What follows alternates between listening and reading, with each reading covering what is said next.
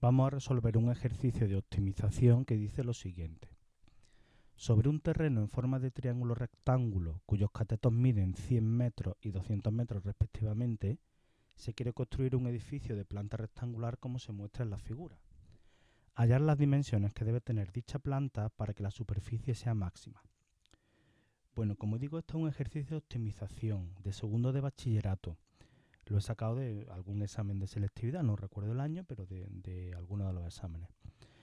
Pero es un ejercicio en el que antes de empezar quería comentaros algo. Y es lo siguiente. Vosotros sabéis que yo insisto muchas veces en clase en que lo que se estudia en temas anteriores o incluso en años anteriores no se debe de olvidar. ¿Por qué? Porque las matemáticas son una asignatura que en cualquier momento te puede hacer falta algo de lo que hayas estudiado anteriormente. Y este ejercicio es un típico ejemplo de eso, en el que para poder resolverlo correctamente vamos a tener que aplicar algún teorema que se ha visto pues, en segundo o en tercero de la ESO. Fijaros, eso queda lejos. Pero es para que toméis conciencia de que cuando yo insisto en que las matemáticas todo tiene que ver con todo y que lo que se ha visto ya no se puede olvidar, pues que lo digo, no lo digo por decirlo, sino porque es que realmente es cierto que en un problema de estos te puede salir algún teorema de geometría o cuando veamos integrales os pueden salir pues, las funciones de trigonometría y en cualquier tema os puede aparecer cualquier cosa. Entonces es importante el estar al día de lo que se ha estudiado en cursos anteriores, ¿vale? Las matemáticas, ya sabéis que yo siempre os digo que es un todo, que tienen carácter de unidad, aunque te lo dividan por cursos o por temas, todo tiene que ver con todo. Y ya digo, este es un claro ejemplo de un ejercicio que en principio no tiene nada que ver con teoremas geométricos, pero que para su resolución es necesario utilizar un teorema que se ve en tercero o en cuarto de la ESO. ¿Vale? Bueno, vamos a resolverlo. En principio, lo primero que tendremos que hacer sería buscar la función optimizar. Y la función optimizar, pues vemos que es la superficie. ¿Cuál superficie? Pues la del rectángulo que está escrito dentro de ese triángulo. La vamos a marcar en rojo. ¿Vale? Esta sería la función optimizar. ¿Sí?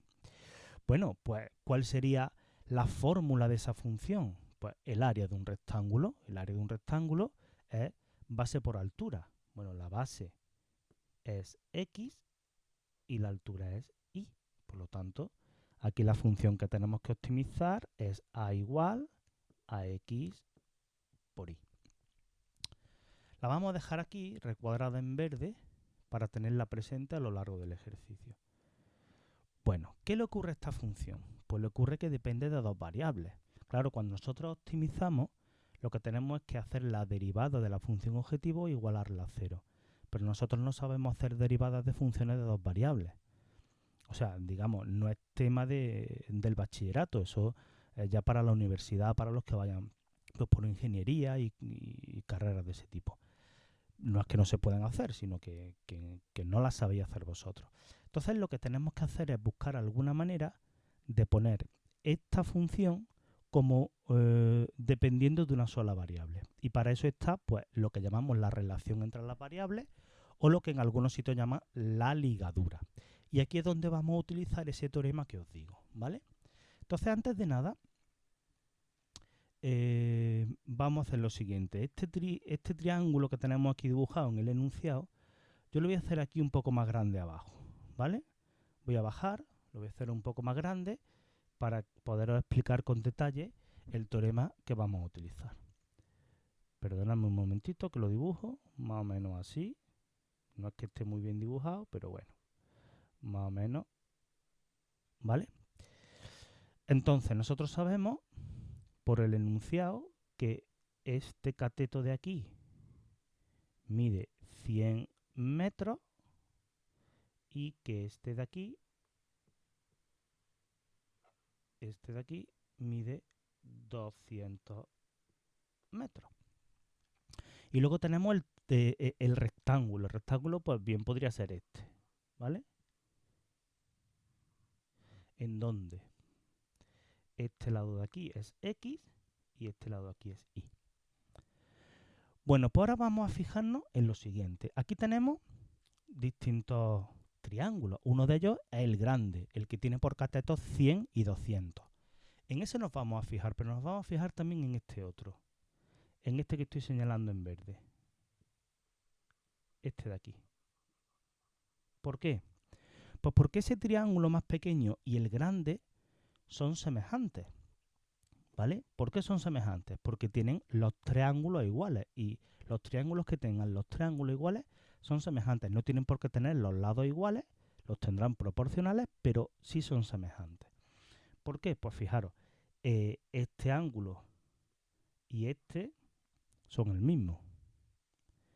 Este y este son ambos rectos. Y este es común para los dos. Por lo tanto, tienen los tres ángulos iguales. Luego son semejantes. Y como son semejantes, le podemos aplicar el teorema de Tales. Un teorema que se ve, como os digo, en tercero o en cuarto de la ESO. ¿Vale? No te lo explican específicamente en segundo de bachillerato, pero es necesario saberlo para hacer problemas de este tipo. ¿Qué nos dice el teorema de Tales? Pues nos dice que al ser semejantes los triángulos, podemos establecer una proporción entre sus lados homólogos. Entonces vamos a señalar esos lados. Tendríamos de este lado grande de 200, su homólogo sería X. Y de este lado grande de 100, su homólogo sería este que yo voy a señalar aquí en verde. Esto de aquí. Pero eso de ahí es todo el lado de 100 menos esta cantidad, que es Y. Por lo tanto, eso en verde es 100 menos Y. Entonces, aplicando el teorema de Tales, tendríamos que escribir el lado de 200 es a su homólogo X, como el lado de 100 es a su homólogo, que es 100 menos Y. Multiplicando en cruz, tendríamos 200 por 100 menos Y igual a 100x. Y dividiendo todo entre 100,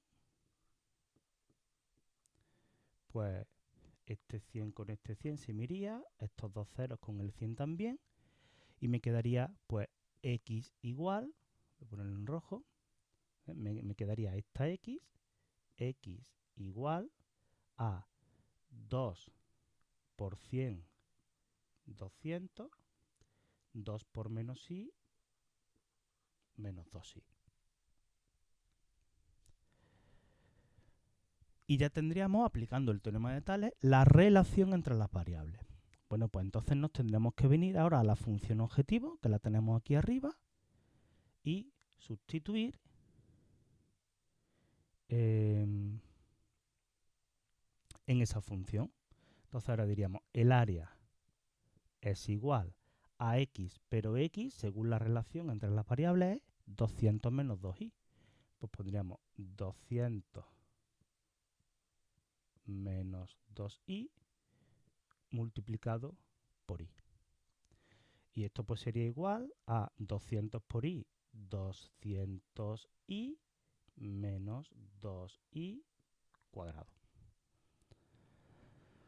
Bueno, pues aquí tendríamos la función área que nosotros tenemos que maximizar en función únicamente de la variable y.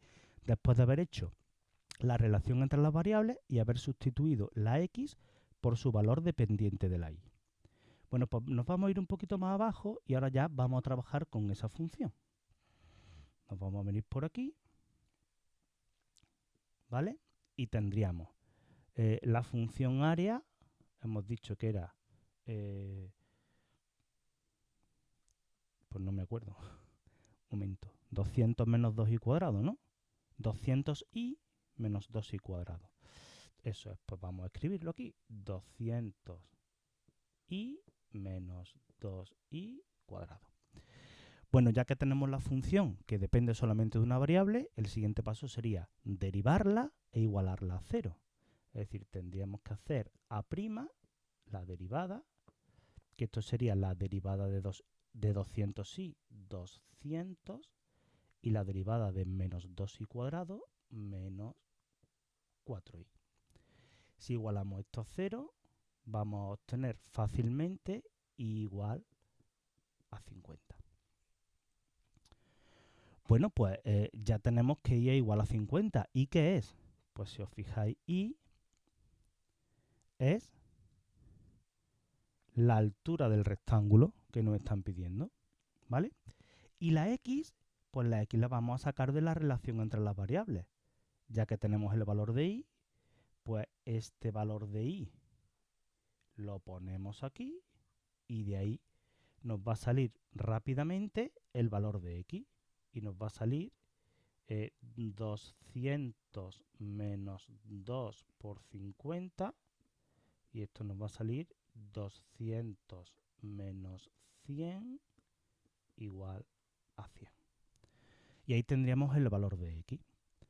Y 100, o sea, la altura del rectángulo debería de ser, 50 y x debería de ser 100, ¿vale? Y con esto quedaría respondido el ejercicio. Pero no deberíamos determinarlo sin haber comprobado que este valor que hemos obtenido aquí, al derivar e igualar a 0, efectivamente es un máximo.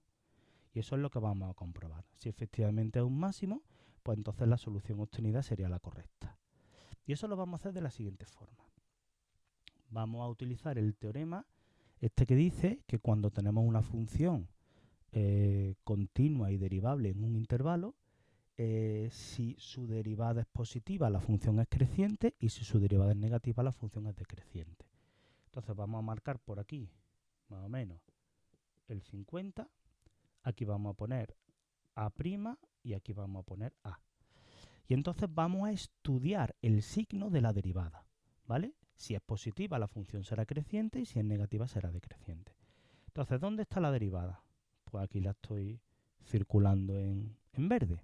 Entonces, si yo cojo un valor que esté a la izquierda del 50, por ejemplo el 0, si yo sustituyo me quedará 200 menos 4 por 0. Eso es 200. Eso es positivo. La derivada es positiva, luego la función es creciente. Si cojo un valor a la izquierda, a la derecha, por ejemplo el 51, 4 por 51 es 204, ¿vale? 200 menos 204, eso es negativo. Luego la función es decreciente, puesto que la derivada es negativa. Entonces, claro, si yo tengo una función que crece y a partir del 50 decrece, quiere decir que el 50 es efectivamente un máximo, con lo cual la solución que hemos obtenido sería correcta, puesto que 50 es un máximo. Las dimensiones que maximizan el área serían x igual a 100 e y igual a 50.